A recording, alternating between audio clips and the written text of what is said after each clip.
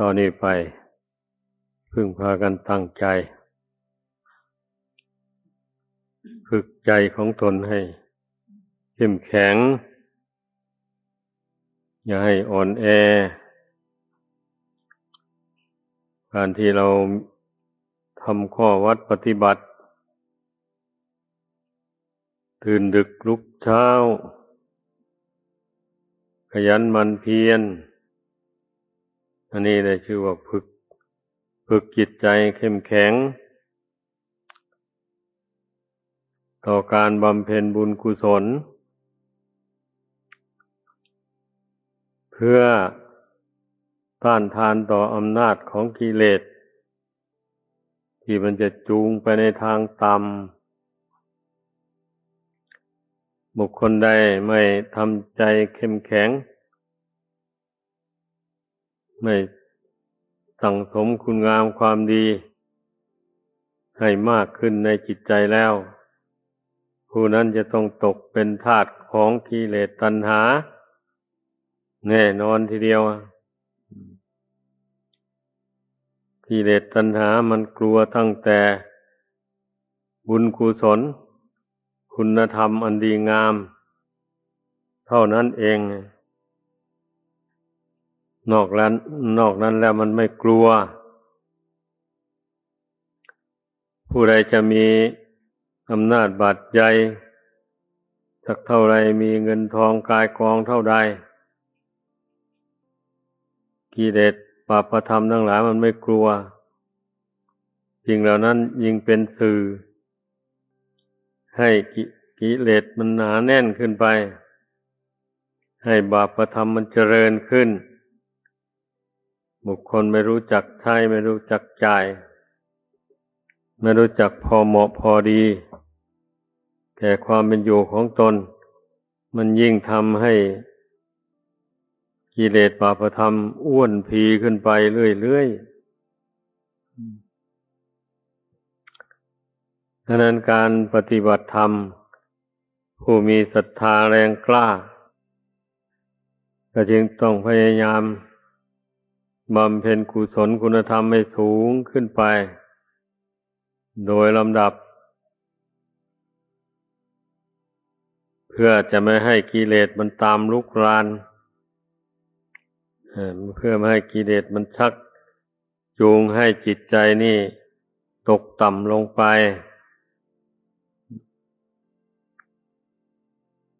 บัดนี้การที่ผู้ที่ได้มาบวชเป็นนักบวชในพระพุทธศาสนานี่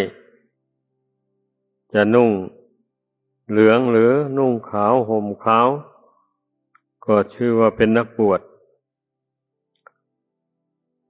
บุญกุศลส่งเสียให้มีชีวิตเจริญขึ้นมาถึงป่านนี้เรียกว่าพ้นจากอำนาจของกิเลสตัณหาอย่างหยาบนั่นมาได้แล้วได้แก่การครองเรือนการครองเรือนนี่ชื่อว่าเป็นผู้หมกมุ่นอยู่ในกิเลสอันหยาบหนาต่างๆเช่นนั้นเหตุดังนั้นมันจึงมีการขวนขวายมากมายเมื่อมีการขวนขวายมากมันก็มีทุกข์มากเช่นนั้นไม่ใช่ว่ามนุษย์โลกของเรานี่จะนิรมิตอะไรเอาได้ตามประสงค์เหมือนอย่างเทวโลกหามิได้อันเทวโลกนั้นก็นิรมิตเอาได้ตามกำลังแห่งบุญวาสนาที่ตนกระทำไปแต่เป็นมนุษย์นี่เท่านั้นไม่ใช่ว่าจะอธิษฐานหรือนิรมิตเอาสิ่งต่างๆให้ได้มากเกินกว่าบุญกรรมที่ตนทำไปแต่ในโลกนี้หาไม่ได้ทำไม่ได้อยู่ในชีวิตจึงชื่อว่าอยู่ในขอบเขตแห่งบุญกรรมบาปกรรม ผู้มีบาปกรรมติดตัวก็เหมือนกันถ้าบาปกรรมมันไม่มากอยากไปตกนรกมันก็ไม่ไปไม่ได้เพราะบาปไม่มีกำลังมากบาปกรรมที่นำให้ไปเกิดเป็นเปรตมันก็ได้แค่เกิดเป็นเปรตเท่านั้นแหละหรือเกิดเป็นอสุรกายหรือเกิดเป็นสัตว์เดรัจฉานตามบาปกรรมที่ทำน้อยหรือมากกว่ากันถ้าบาปกรรมมากจริงไม่อยากไปตกนรกมันก็จำใจต้องไป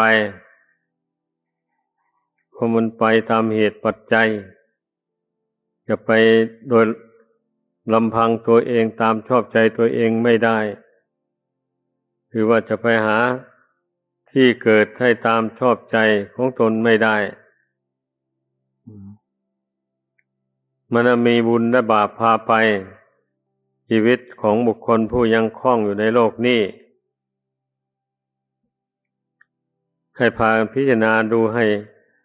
มันเห็นชัดๆด้วยปัญญาของตนเองคนไปเที่ยวหาเกิดได้ตามประสงค์ไส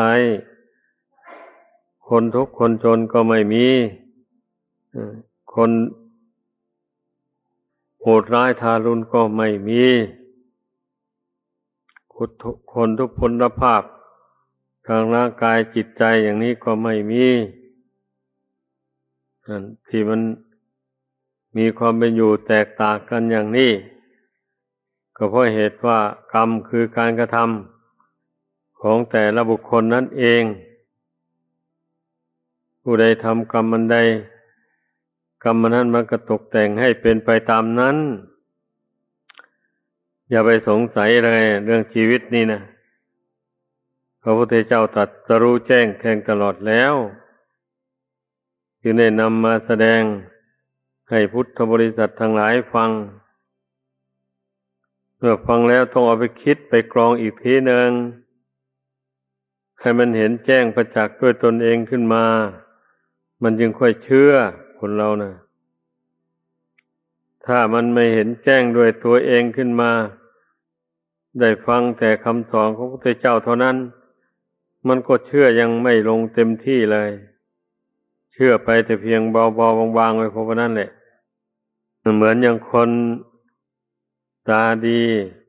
ไปเล่าเรื่องราวต่างๆให้คนตาบอดฟังอย่างนี้แหละ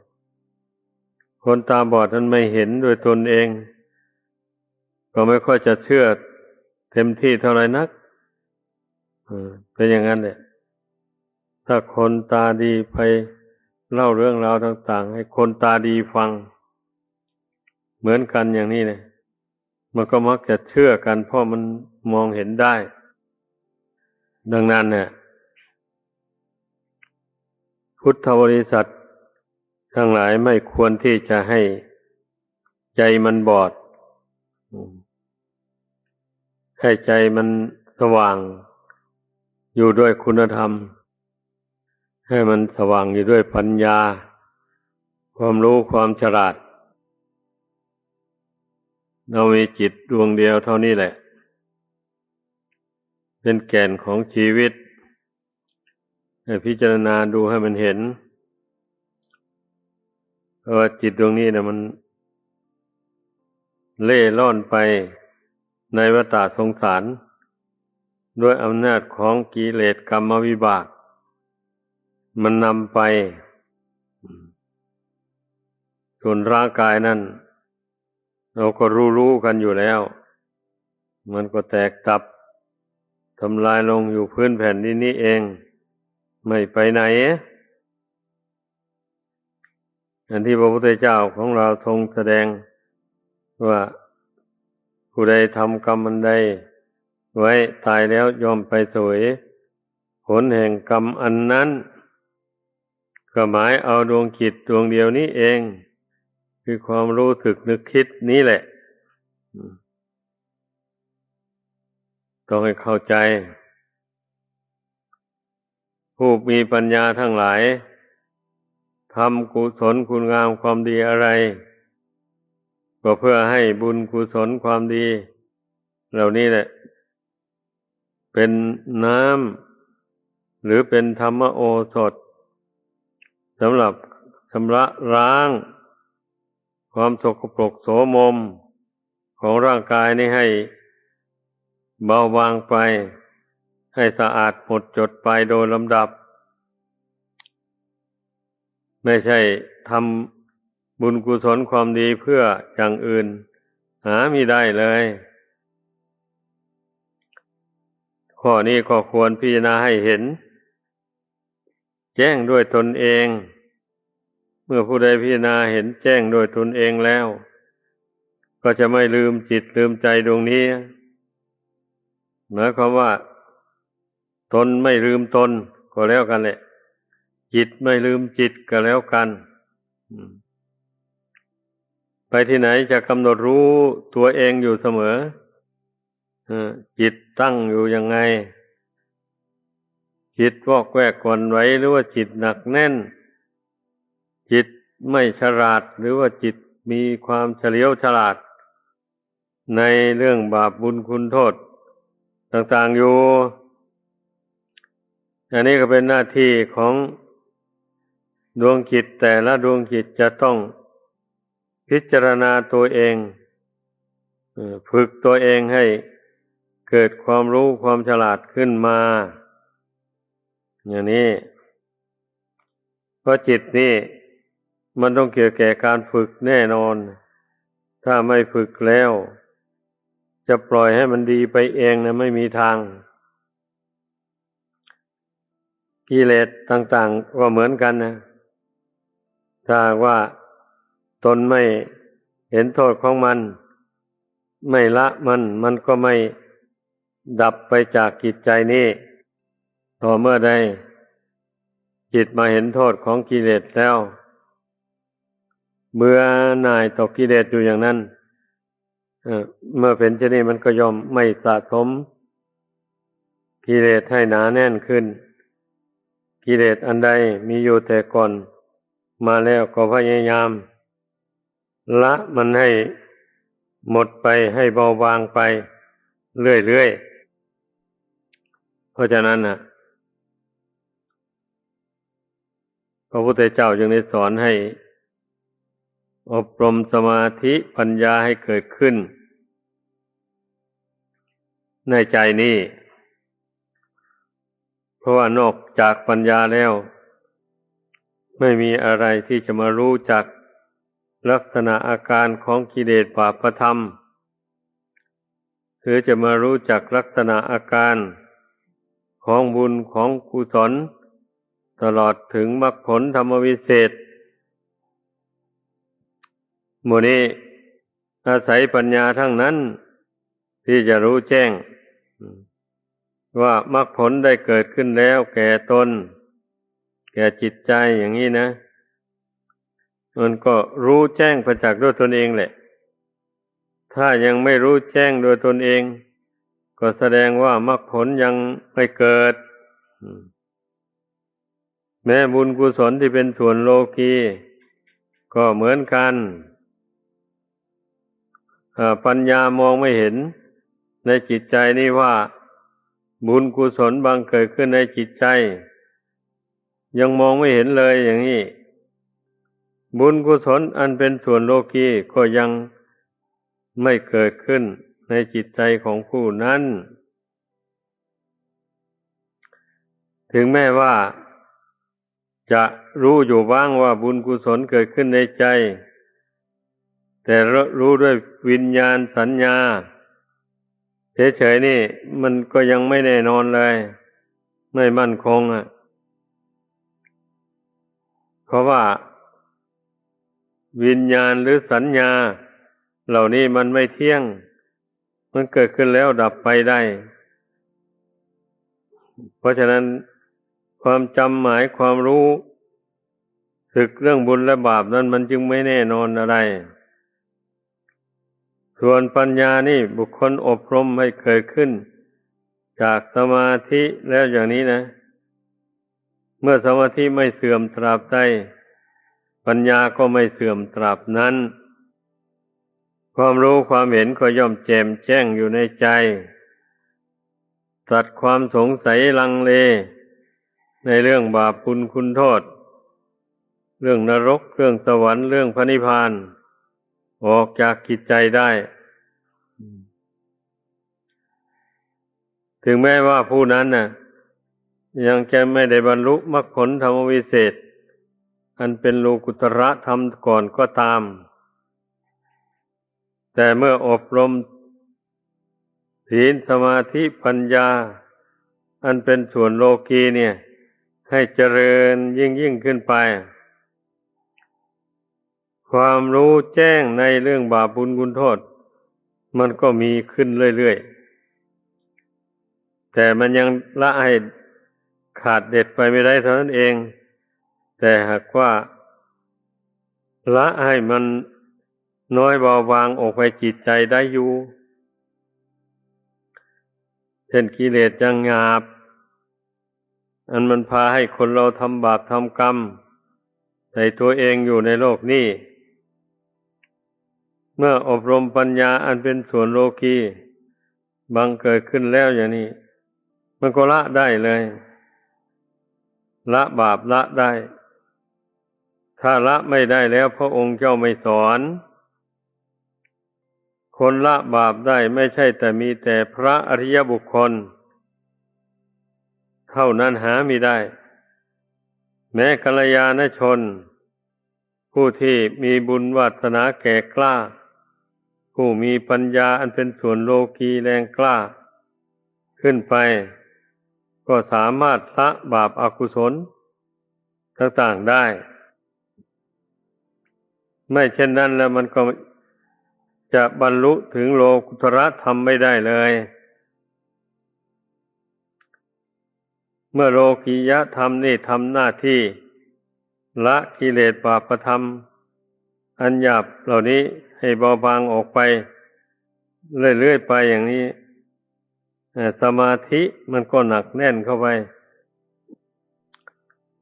ปัญญามันก็แหลมคมเข้าไปเรื่อยๆเป็นอย่างนั้นเมื่อปัญญามันแหลมคมเข้าไปสว่างไสวเข้าไปเท่าใดมันก็ยิ่งมองเห็นกิเลสอย่างกลางหรืออย่างละเอียดเข้าไปเท่านั้นแหละมันก็ค่อยละกิเลสอย่างกลางหรืออย่างละเอียดเข้าไปเรื่อยๆการละกิเลสมันย่อมมีขั้นตอนอย่างนี้เพราะฉะนั้นทุกคนได้พิจารณาดูใจของตัวเองว่าความโลภความโกรธความหลงอย่างหยาบคายที่มันจะจูงใจไปทำความชั่วทำบาปกรรมต่างๆนะมันยังมีอยู่หรือในใจนี่นะตนยังละมันไม่ได้หรือบางคราวมันยังคิดฆ่าคนโน้นทำลายชีวิตคนนี้ได้อยู่หรืออันนี้เป็นหน้าที่ของเราจะพิจารณาจิตใจตัวเองบางคนมันคิดโกรธขึ้นมาให้ใครในใจแล้วมันก็คิดเลยไปถึงฆ่าถึงแกล้งไปโน่นก็มีนะเป็นนักบวชก็ตามเป็นคฤหัสถ์ก็ตามมันคิดไปถึงโน้นได้อยู่อย่างนี้นะก็ให้พากันพิสูจน์ดูใจตัวเองให้มันเห็นว่าใจนี่มันยังความคิดยังหยาบคายอยู่ปานนั้นเหรอ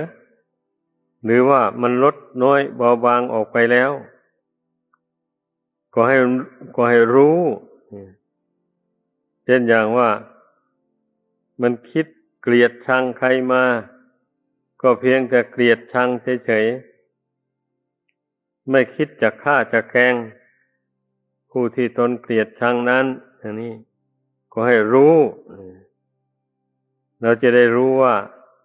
ไอ้กิเลสมันเบาบางออกไปจากจิตใจได้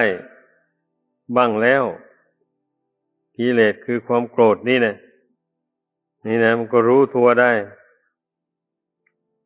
แต่ว่าเมื่อรู้ว่า มันเบาบางไปแล้วเราก็ไม่นิ่งนอนใจถ้าประมาทแล้วหน่อยกิเลสมันก็พอกพูนหนาขึ้นอีกแล้วเพราะว่ารากเหง้ามันยังอยู่เมื่อมีใหม่มาเพิ่มเข้าไปอีกมันก็งอกขึ้นไปอีกเหมือนต้นไม้ถึงแม้ตัดกิ่งก้านมันออกไปแล้ว